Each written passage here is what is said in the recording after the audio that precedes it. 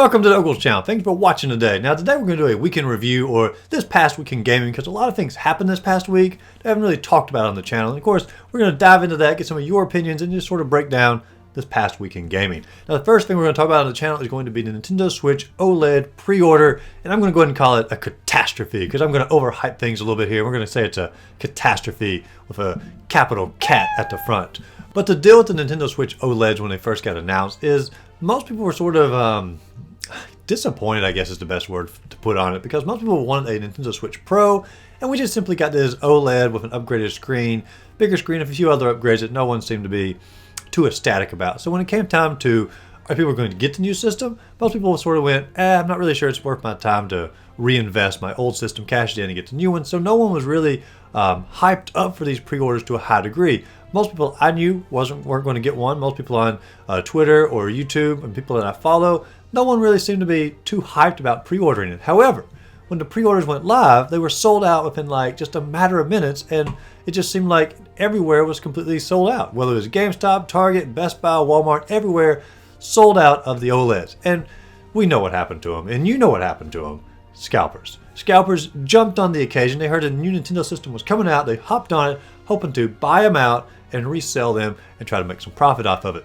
However, I think most of them are going to be pretty disappointed when it came to it, because as we were expecting earlier, the demand for these systems is not really that high. And so you can look on eBay, where of course the scalpers are going to, and they're selling these systems off, and they're not making that much money off of them. If you look on eBay on the sold items listing here, most of them are going for around $430 when it comes to actually sold systems of these new OLED models. And of course, if you look at how much profit is a scalper really going to make on that, it's not that much money, because you have to take into account when a person buys an OLED, it's $350 plus tax. We'll say it's 10%. I know it varies state to state, but we'll say 10%. That's $35 on top of it. So someone's paying roughly $385 when they purchase the Switch, the OLED model. Of course, they sell it on eBay for $430. eBay takes their 10% off the top of that, which is roughly $43, which means they're selling the Switch basically for $387, which means the scalper is going to get a mighty $2 off of their purchase. And so I think scalpers are going to quickly realize that it's not really that big of a profit on this. And I think most of these are going to be canceled. The pre-orders will be canceled, put back into the system, and people who actually want the OLED Switch model are actually going to have a pretty easy time getting it. So if you didn't get your pre-order in, don't pay the scalper prices. It will be coming to you very soon, I would think. And also, Nintendo probably has another wave coming out before they're released in October anyway. So I think the scalpers will be disappointed, and I think fans of the OLED model that are out there will be delightfully surprised that they can get it for the actual price. And speaking of handheld news, we also had a new handheld system get announced this past week, which is going to be the Steam Deck. And a lot of people are sort of calling this the Switch Pro, as everybody was hoping for, because it's basically a super powerful handheld system that functions the same way as a Switch. You can play it in handheld mode, or you can dock it and you can play it on a monitor or a TV, and it's much more powerful than the Switch ever has been. This is on par with roughly a PlayStation 4 or an Xbox One as far as graphics go, and it claims it can play any game that's in the Steam library. Now, is it going to play to the highest graphical capability? Of course not, because high-end PCs can go for thousands of dollars, but to be able to play these games at roughly a graphic level of the PlayStation 4 on the go, fantastic. I mean, that's a great deal when it comes to it, and much more powerful than what the Nintendo Switch can currently do. As far as cost, this is looking at $400 for the base model, all the way up to $649 for the highest end model. And the big difference between all three of these models that are going to be coming out is simply going to be the storage space. And when it comes to storage space, you can obviously just get an SD card, plug it in there, and you have as much storage as you want. If you want a little bit faster load times, you're obviously going to go for the faster system when it comes to it. Me personally, I don't really care about load times all that much, so I got the base model, I got it pre-ordered, and of course it should ship out maybe at the end of the year of this year, beginning of next year when it comes to that. It just sort of depends on their reservation system. And speaking of the reservation system, this was probably one of the weirdest reservation systems I've ever seen for a system. Instead of just simply pre-ordering the system, you had to do a pre-order, which means you basically just simply had to put a reservation in, and then that reservation would allow you the opportunity to pre-order the system here in the next few months. But it's just a really weird way of doing it, to do a pre-order. And I know it's to stop scalpers and all of that, which I'm happy about, because we can see what's happening already with the Switch OLED. But it's, it's just a different way of going about it. But do I think it's going to be a Switch killer? I really don't think it's going to affect the Switch's market too much when it comes to this. And being because, first off, the Steam Deck isn't being sold in stores. You have to buy it for the Steam website. Nintendo Switch, you buy it anywhere. The name recognition as well. Everyone knows Nintendo. Gamers know Steam, but parents and grandparents and all that, and young gamers might not know Steam when it comes to it. So there's another knockback on it. Also, first-party games. Nintendo has all of the major, Zelda, Mario, Pokemon, Mario Kart, Smash Brothers. Steam's not going to be getting any of that when it comes to it. So people are still going to purchase the Switch for those first-party Nintendo games, and also simply the price. You can get a Switch for lower cost, a Switch Lite for $200. The cheapest Steam Deck you can get is $400, all the way up to $650.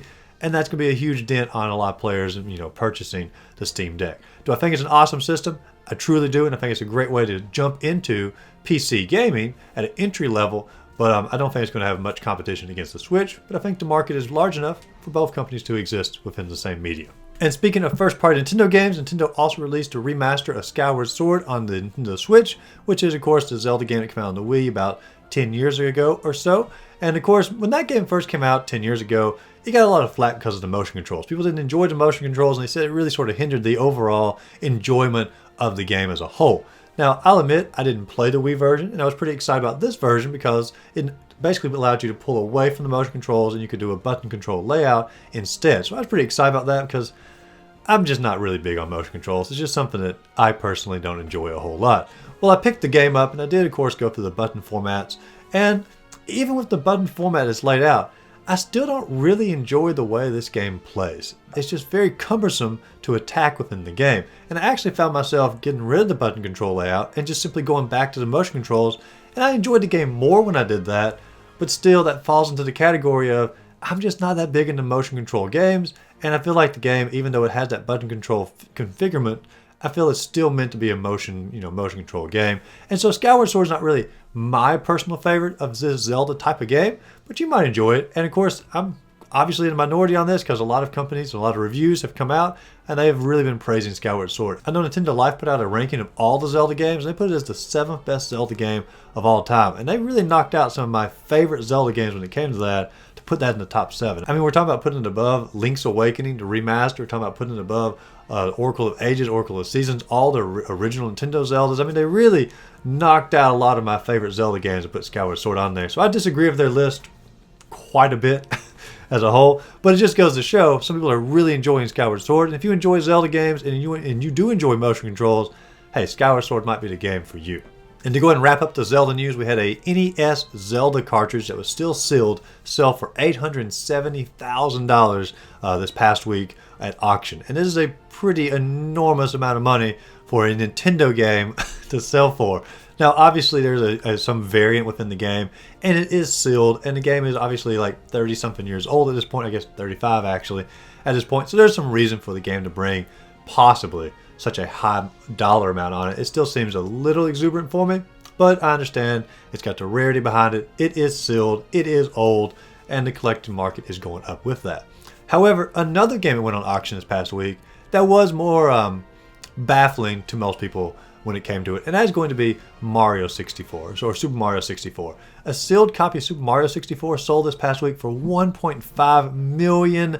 $1.5 million. I mean, like, what is wrong with the world? Why would you pay $1.5 million for a sealed Nintendo game when it comes to this? And not only that, it's not a rare variation of Mario 64.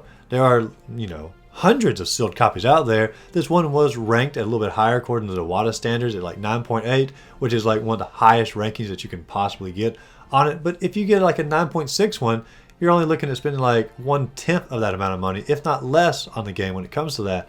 So can that 0.2 or 0.3, points on the WATA scale really knock you up almost like $1 million? I mean, I don't know. It's something seems fishy about that whole situation. They've the people who auctioned the game off, they haven't released who won the auction, and of course they don't have to legally or anything like that. But some people are speculating this could be a case of like money laundering. I don't know. I mean, there are a lot of crime shows out there. I mean, just look at like, Better Call Saul or Breaking Bad. Obviously, those shows romanticize money laundering, but it does happen out there. And I'm not saying that's what's happening, but I would not be one bit surprised if there's something fishy going on with that Super Mario 64 selling for $1.5 million. That's just a little too far out there for me to jump into. But that's our gaming and review for this past week. Let me know in the comments down below. Are you going to be picking up a Switch OLED? Are you going to be picking up a Steam Deck? Did you pick up Skyward Sword? What did you think about Skyward Sword from that? And were you the lucky winner of the $1.5 million Super Mario 64? Let me know in the comments down below your thoughts, your feelings on these issues. But as always, go out there, find a great game to play, and just simply have a great rest of the day.